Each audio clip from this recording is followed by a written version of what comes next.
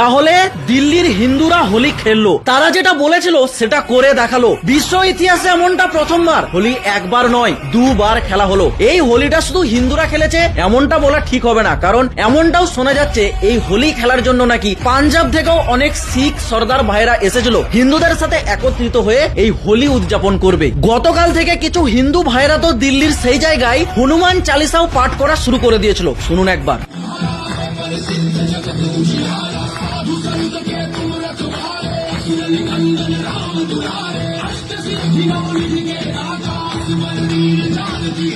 তাহলে বুঝলেন তো, হিন্দুরা যখন নিজেদের জাত পাত ভুলে গিয়ে একত্রিত হয় তখন কি হতে পারে।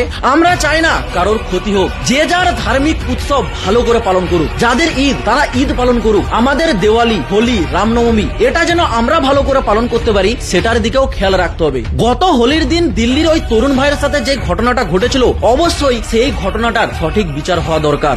এতে আপনাদের কি মত অবশ্যই কমেন্টে জানান। জয় সিয়ারাম।